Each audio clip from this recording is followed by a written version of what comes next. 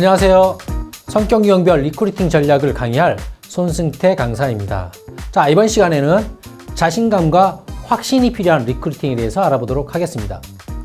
리크루팅을 하는데 어떤 대상은 자료나 관계 이런 것보다 자신감, 확신 이런 것들이 훨씬 크게 작용하는 경우가 있습니다. 이런 분들을 어떻게 대하면 좋을지 알아보도록 하겠습니다.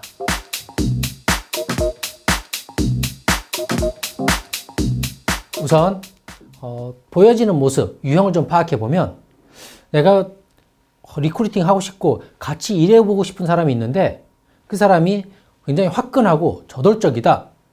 그리고 의리를 중시한다. 결정이 빠르다.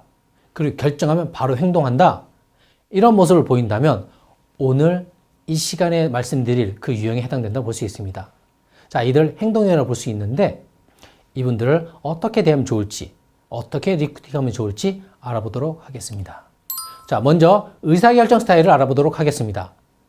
이들이 의사결정을 할 때 어떤 것을 중요하게 여기는지 알아보면 먼저 제안하는 사람에 대한 신뢰가 매우 중요합니다.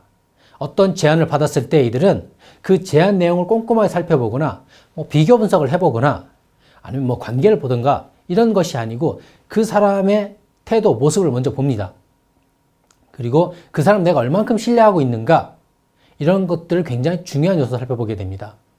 그리고 제안하는 사람이 어떤 태도로 내 앞에 서 있는지, 자신감은 있는지, 소위 이런 거죠. 눈빛이 흔들리고 있진 않나? 말을 더듬거리진 않나? 이런 것들을 보는 것이죠. 그런 것을 통해서 그 사람의 진실성을 판단한다고 보는 겁니다. 이런 부분들이 잘 갖춰진다면 결정은 뭘로 할까요? 정보, 자료 이런 것이 아닌 직관에 의해서 판단을 합니다. 그래서 이런 부분들 의사결정 스타일을 잘 생각하신다면 제안을 하실 때 도움이 되실 겁니다. 리크루팅을 제안을 했습니다.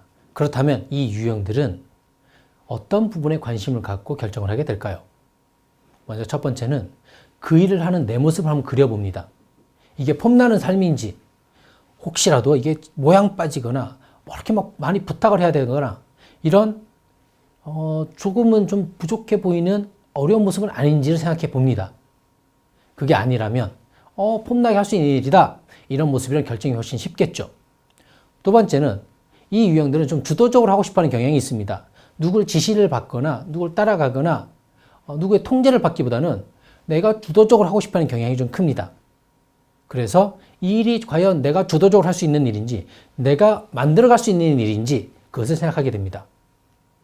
마지막은 한번 해볼 만한 일인가? 무슨 뜻일까요? 네, 역시 직관이 발동한다는 겁니다. 딱 들어보니까 이 일 괜찮겠는데? 라는 생각이 드느냐는 겁니다. 이런 것들을 생각해서 이런 부분에 관심을 가져서 이것들이 충족될 때 결정을 하게 될 것입니다. 자, 이들에게 동기부여를 하려면 어떻게 해야 될까요? 첫 번째, 자기 방식으로 주도적으로 할 수 있는 일이라는 것을 강조하는 겁니다. 이거 당신 마음대로 해볼 수 있어요. 당신 방식대로 해볼 수 있어. 누구 따라가지 않고 한번 마음대로 한번 해볼 수 있어. 이거는 당신 사업이야 라고 할 수 있는 거죠. 그렇게 주도권을 준다면 훨씬 더 동기부여가 될 것입니다. 그리고 크게 한 방 있는 일, 굉장히 중요한 포인트입니다. 이들은 티끌모아 태산 이런 거 별로 좋아하지 않습니다. 이왕이면 크게 한 방, 힘들게 하더라도 멋지게 한 방 해내는 것, 이런 것들을 선호합니다. 그래서 과연 이 일이 내가 열심히 잘하면 크게 뭔가 얻을 수 있는 일인가? 이런 것들이 굉장히 중요한 포인트가 될 것입니다. 그 다음 세 번째는 이런 것들에 대해서 구구절절 설명하기보다 딱 보여주는 겁니다. 대표적인 게 소득표 같은 거겠죠. 소득이 들어간 그런 내용들, 얼마 이런 거죠. 이걸 보여준다면 저 금액을 할 수 있어? 그럼 내가 한번 해볼만 하겠는데? 이런 생각하게 됩니다. 과정에 있어서 어렵지 않을까? 이렇게 도움받으면 됩니다. 시스템은 어떻습니다?